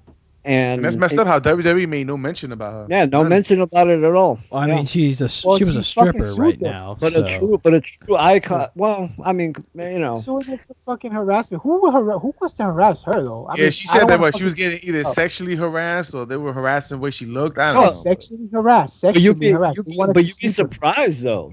You'd be surprised. Well, then again, JBL was looking at that stuff. So yeah, probably. I guess you're right. Maybe it might have happened. Yeah, that's true. It could have been JBL. JBL likes big, sexy women. You'd be surprised though, like what kind of freaks are out there, man. Like JBL. By the way, I really liked her little run with Val Venus, man. The way she was harassing him, almost like trying to rape him, and it was great. He would run away from her. But like I said, her wrestling career wasn't like Chyna's, obviously, but she was a massive icon in the Howard Stern, world, and I'm she sure was part of the Whack Pack. Yeah, major part of the Whack Pack. She was on recently. She was talking about. I mean, if you would have seen, I don't know if you saw a recent picture of her, Byron, but she was on Howard Stern recently, and the way she looked now. I mean, let's just say that she was beautiful back in the 90s. Oh my God! Yeah, bro. It was really bad. Yeah, really bad. All her muscles was gone. She was definitely cycling off. If you want to see her naked, go to her Twitter because she posts that stuff a lot. Yeah. Oh, but what? They said, are you serious? Yeah, I'm serious. No, but they said that her health was deteriorating, so maybe it's her health that she started to look all weird and shit. I don't know. I haven't seen. She didn't make mention of that. She didn't make mention of that at all when she was on Howard. How do I look at these pictures, Sean? It's got to be because she was on Roy's, heavy Roy's. Yes. I think she was on more Roy's than what Chyna ever was on because she was a very, very big woman, man. Like, seriously, when I first seen her, I really thought I was a man. I ain't trying to be funny. It's just too much. The voice, the way she looked, her height, her width. Howard's been trying to prove that for years. And, of course, the other name we mentioned for a little bit, the Russian Bear, also passed away. Ivan Koloff. Yep. Which that one hit Steve really hard. When the news broke at him, like Havoc, he grew up, watching Nikolai and Ivan, and just when he heard about Ivan passing, and it was cancer that took Ivan, just right in the feels. Wow. Was it cancer? They said he just had a liver disease. He had cancer. Yeah, he did have cancer. He did. Yeah, that sucks, man. That sucks. It usually happens in threes. This was fours. Well, Chavo was. Well, yeah, that's fours. It still all happened within a week's period of time. That sucks. That's that would be a total of 5 professional. So far, by the way, okay. So far for 2017, that is 5 professional wrestlers that have passed away. So. By the way, trying to go to a lighter note for a second. Did WWE? Hardy Boys? No. Did WWE officially announce yesterday about DDP? Yes. Yeah. Okay. I just wanted to make sure that I saw that right. Because I didn't. I saw the video, but I didn't know if that's what they were talking about. So yeah, so it's official. And by the way, so is the Rock and Roll Express, because WWE has the Hall of Fame showcase on their network, and the Rock and Roll Express are in that showcase. So yeah, they already spoke about that on TV. Oh, they did? Okay. Mm-hmm. Speaking of Hall of Fame showcase, before Sean talks to us about TNA, WWE released officially the Hall of Fame showcase for the 2K17 game. The Von Erichs, the Freebirds, the Boss Man, Papa Shango, Godfather, Jacqueline, Ivory, all in the game now. By the way, Freebirds are awesome in the game, and Terry Von Erich is really, really awesome because they actually have his Texas Tornado fist and all of that. They have the world-class arena, by the way. They have WCW Saturday Night in terms of the additions. So really, really good package. No pun intended, by the way. But the world class arena is really awesome, man. If you were a fan of the Von Erichs and the Freebirds, you get to have matches with the Von Erichs and the Freebirds, and you get to do it in the World Class Championship Wrestling Sportatorium. It's really, really cool, man. That this is definitely one DLC package that is worth the that price. The last one they have? Yeah. Damn. It's really cool, man. Love it. Because I've enjoyed it, man. I played it. I have to upload the videos. I haven't done it, but I enjoyed. Are awesome. What I've been playing. Yeah. The Freebirds got their music. Papa Sango looks awesome. Really good stuff, man. It's really, really, really well. Well, you know what I don't get? We have two Bret Harts that look just alike. Yeah. And by the way, he doesn't even have his WCW song, which is horrible. Oh, you haven't bought any dick yet on X. Yeah. What? Yo, we're not going to talk about the purchase that's about to happen since the biggest purchase in American history since WCW got bought by Vince McMahon. We ain't gonna talk about that. What the hell are you talking about? What? Burger King buying Popeyes, man. You ain't excited? What? While we make burgers, bro.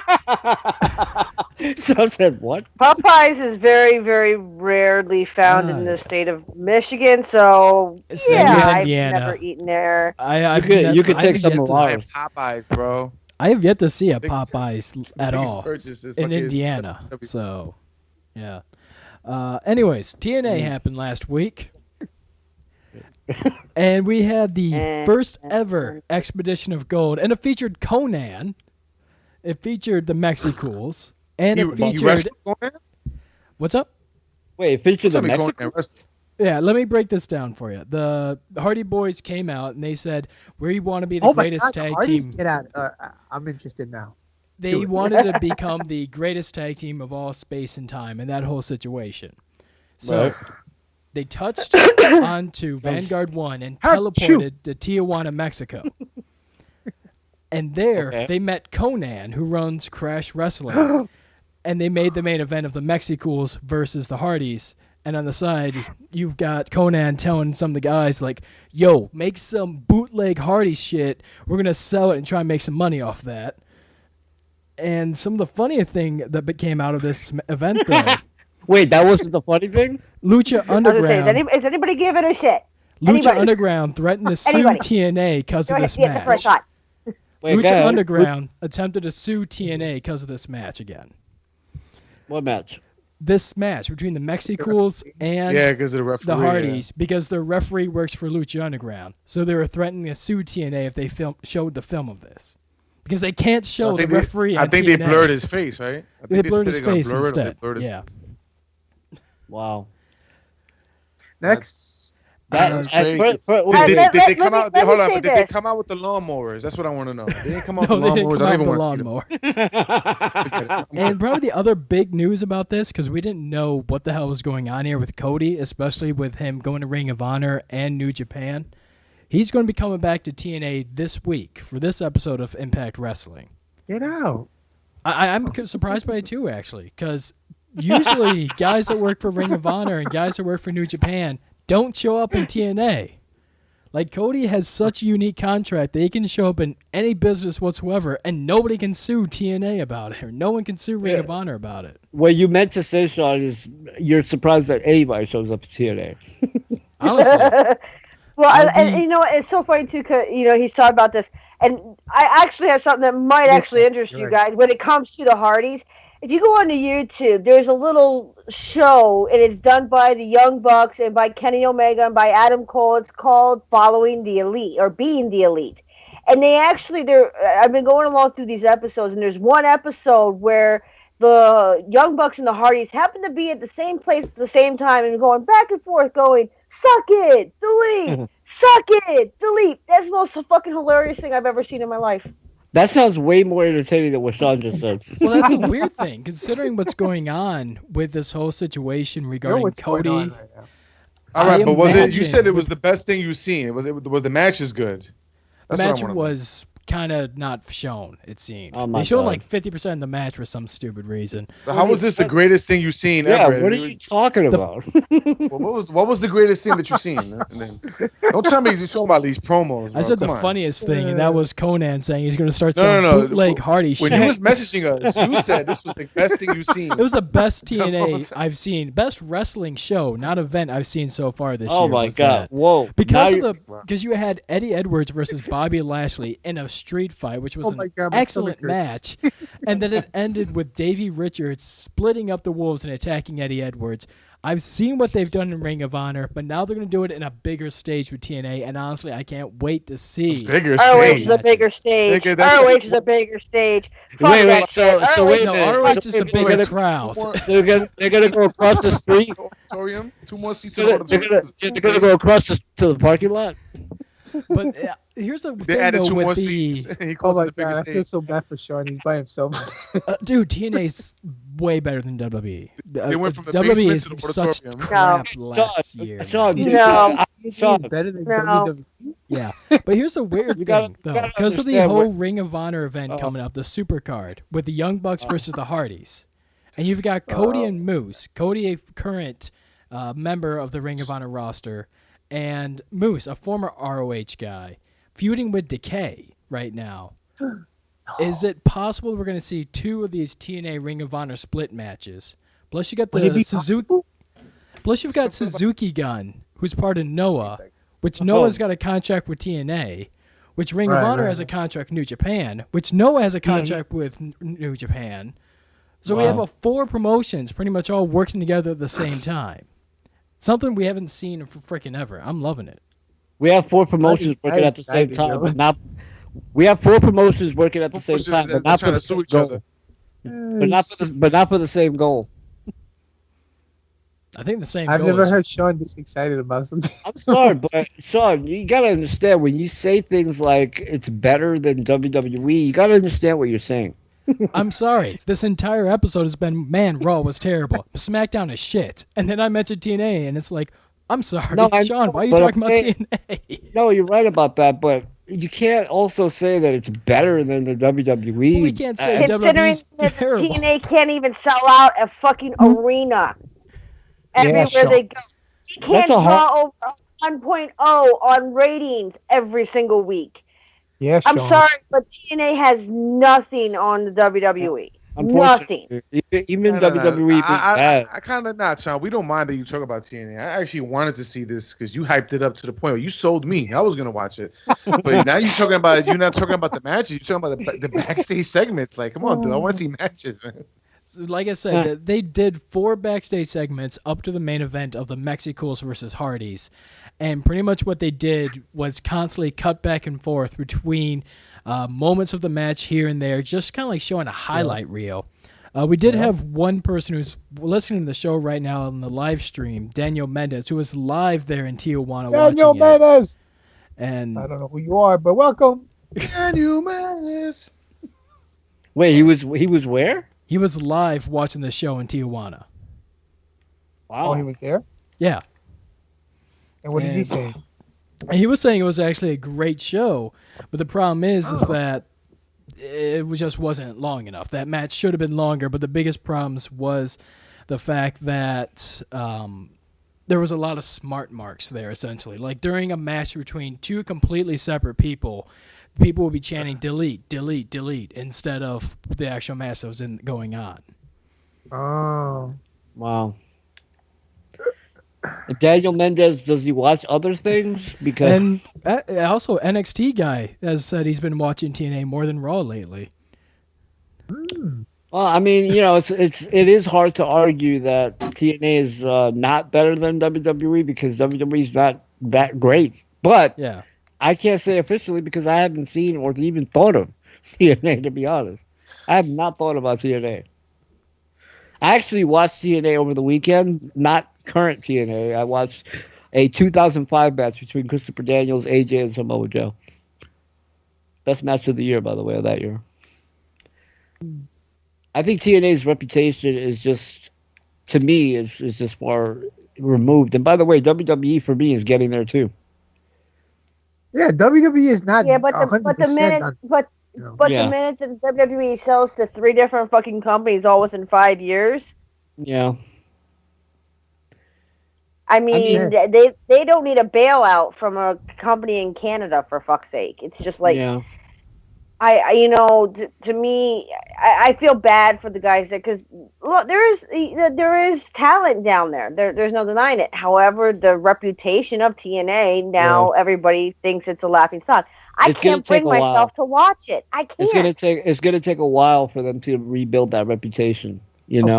Of course it is. You know what? It's crazy because I've always said I wanted them to succeed. I've always said it. I know I bashed them, but I've said also I wanted them to succeed. I want to be able to say, yeah, I can't wait to tune in next week. And, keep me there. So I want to come back and watch the product, but they never had me do that. They had to do that. I think is when Christian was there, and he had the whole little thing with AJ, and I think that stuff was entertaining. But other than that, I don't remember anything else that kept me coming back to that company, man. I wish I was. You gotta understand that when you have a bad reputation for like 5 or 6 straight years, it's gonna take a while. TNA had a bad reputation for 15 years when they first started. People wanted to shut down when they walked in the door because it was Jeff Jarrett's promotion. I thought they were great in the beginning. Yeah, but that was not I defended them immensely back then. That was people being stupid for the sake of being stupid. Joey was one of the guys that would defend them all the time, though. He was. Yeah, because there was a lot of great things about it, but when you have a reputation for the last 6 years, I'm talking about not a bad reputation the way that it used to be talked about. I'm talking about a real bad reputation from the ground up. That's a hard thing to get over, and it's going to take them a while. People are not going to find that for a while. And even if they're doing really good, let's say that Sean is 100% correct and they are doing stellar shows, it's still going to take people a while to find that back out again. Because quite frankly, people for the most part in the States watch WWE. And it's going to take a while. TNA's got to do a lot of things to make noise and make everybody look at them and keep them, at attention for a little bit. But that's going to take a while, man. I think that's what the Expedition of Gold thing is, especially if TNA and Ring of Honor is doing these joint projects like the Young Bucks versus the Hardys or the potential Cody and Moose versus Decay match. I mean, yeah. They are working. I mean, the fact they got the number 2 promotion in Japan working with them, they got Ring of Honor now opening their eyes back with them. They're got the Fight Network, which is becoming one of the best kind of pay-per-view. What was it? RFTV? Was that it? The Feinstein thing when he was doing those things. That is essentially video. Yeah. RF Video. That's essentially what the Fight Network is, and they're backing TNA heavily. So yeah, I know what you're saying, but what it reminds me of is like the New York Knicks. The New York Knicks right now are at their worst in terms of reputation, in terms of turmoil and things like that, and talent, that are out there that WWE can seem to scoop up at a moment's notice. It's going to take a while for that to go back to their favor. The Knicks are not going to attract talent right now. If anything, talent wants to get the hell out of there. And it's the same thing with TNA.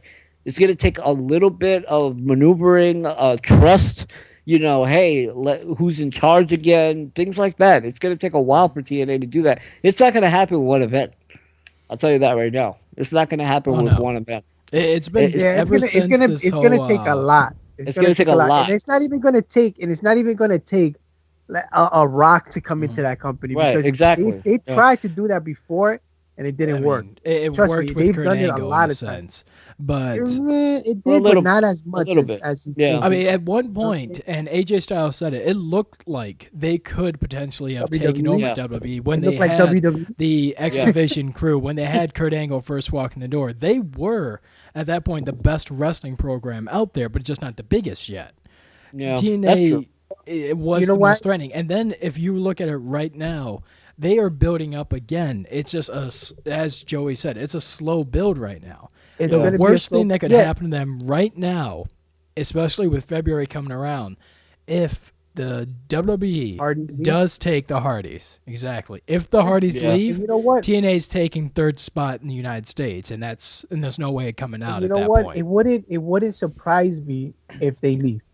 And not because they don't have control over there at the WWE. I just think that they could probably make more money there with the merchandise and all that type of shit that they can.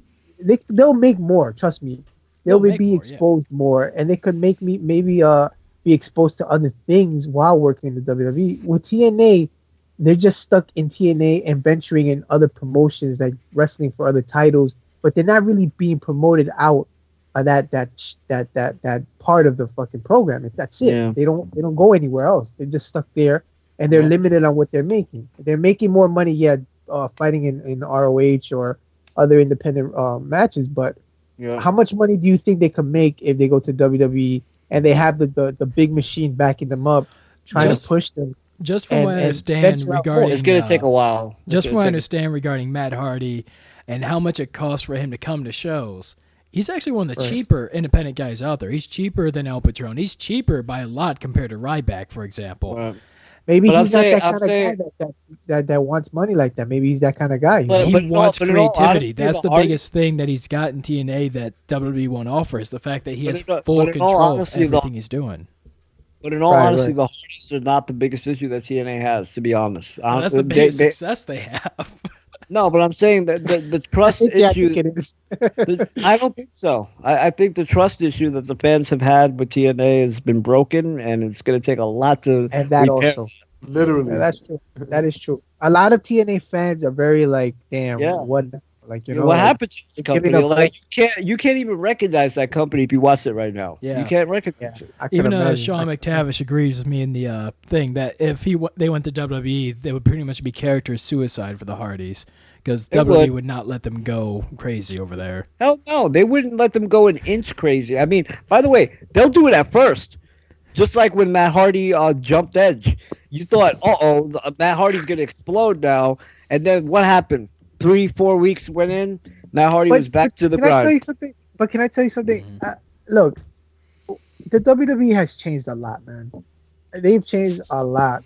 And they're letting a lot of these guys do a lot of things that they haven't let these guys do in years. You know what I'm saying? Even match-wise, they're doing risky-ass moves that they would never fucking let these guys do. But Byron, they're not going to let the Hardys do what they want. No, I'm not saying that. I'm just saying that I honestly think that they're better off really thinking about their place in TNA, because their place in TNA, who knows how long that's going to last. They've been up and down with that company, man. That company is a sinking ship, then it goes back up. Sinking ship, it goes back up. I personally would not want to stay there, because I don't know what's going to be next year with that company. I'm not saying WWE is 100% on top of the fucking world, which they are actually. But I'm just saying you're better off somewhere where you know that the company is set on that level where it's not down yet. The TNA has always been down. It goes back up for a bit and then goes back down again. It's like you don't know what to expect in the next year or two. You don't know. I don't know. I'm sorry, I disagree. If I was the Hardys, I would stay in TNA, because at the very least they get to have a lot more control than they will in WWE. They're not going to have that kind of control. They're not. Listen, no matter how much the WWE has changed. Right, and if the Hardys are not that type of people that care about the money, care about the fame and all that shit, then I would say, that's the place to be, man. If that's what they're about and they don't really care about anything I think they're getting paid well. I think they're getting paid well. I'm sure they are. Yeah. I'm sure they are, but I'm just saying you would probably make more money, honestly, on WWE because of the merchandise and all that shit. Most of the merchandising they're doing is through Pro Wrestling Tees, their own store, not through TNA, really. Yeah, well, like Shawn Michaels said, hands off the merchandise. Right. Okay, so that only shows you right there that with TNA, they can't even make probably money with the merchandise. I mean, they probably are, but a lot of these guys are making more money on the side. So right. Oh, we're out of time. So sort of. I mean, we still got 10 minutes. I just saw that Alexa. I want to do her. Okay, go ahead. The one thing I will say is that I guarantee the Hardys are probably making more bank on the indie scene than they are in TNA. Oh, yeah. It's just like the Bucks. Oh my God, I was sitting I'm not even kidding you when it comes to, if you guys get a chance to watch Being the Elite on YouTube. I thought the Bucks, they were, here and there. These guys are consistently on the road and have maybe a day off. They're working just as hard as anybody that's in that Fed. Mm-hmm. Like they're traveling. They get less than an hour's sleep. It's just like holy fuck, I love the Bucks, man. Yeah, I wish they could go. Bucks? Yeah, I love the Young Bucks. Yeah, no, they're good. They're good. Yeah. I wish the WWE would have taken them when they wanted to be there, but WWE was it WWE that passed on them or no? The Young Bucks have passed pretty much every time. AJ Styles, no, I think it was the Young Bucks that said it in the interview. One of the two. When AJ was approached by the WWE, he came to the Young Bucks and said, "Hey, we should all go together." And that's when they found out they recently signed a 2-year contract with New Japan. The thing is with the Bucks is that they make a lot of money out in the Indies, and guys like Finn Bella, I think he said it himself, that when he went to the WWE, he took the pay cut, but he also gained some exposure. The Young Bucks aren't like Prince Devitt. The Young Bucks are massively bigger than anything Prince Devitt was then compared to Bucks. And now. not only that, but the Young Bucks would not be able to super kick a child in the WWE. I mean, kind of. That was a kid's birthday wish. I know, but birthday wish or no birthday wish, they would not do that in WWE. No, they would have gotten their asses chewed in the WWE for that stuff. But I mean, like there was an episode they were in a Japanese restaurant and the owner was like, "Can you get super kicked?" Yeah, okay. Whoosh. And then they asked if he could take the little like they do a pile driver flip move, and he took that too right in the restaurant. It's like, what the fuck? And by the way, that was a lot better than actually eating the food. I don't know, I actually watching everything lately. I'm like, I want to try Japanese cuisine. You were about to say Jap. Yeah, Laura's tried some Japanese a few times, you know. Yeah. Wow. Yeah. But yeah, I love the Young Bucks. If I learn how to curse in Japanese, I would so curse you in Japanese right now. Oh, you would curse at me in English, so. I just wish that WWE had not recently monopolized all the top indie talent, such as AJ or Nakamura or Baylor. I mean, imagine if TNA would have gotten their hands on some of these guys, took it seriously. They could have started to change that company, man. They really could have. Here's the kicker. They, once upon a time, had Okada, and they fucked it up to a point where Okada... The only time he comes back to the States is for Ring of Honor. He doesn't want to go to the WWE. He said, fuck you to TNA. He just does not give a shit. Omega is happy working the indie scene. He does not want to go to the WWE. He does not want to go to TNA. Well, sort of. He was almost going to WWE, that one.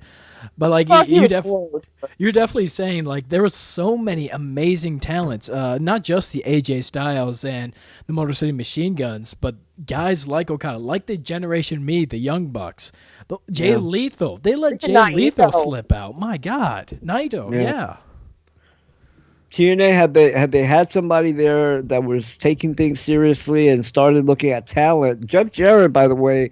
If you would have gotten this position, 4 or 5 years ago, I think Jarrett is a guy, from talking to him briefly on the show and also other interviews, he's a guy that has had his eyeballs on all the talent from across the world. Mm-hmm. This guy would have taken it much, much seriously than TNA was taking things in recent years. And TNA might be a different company had that been the case.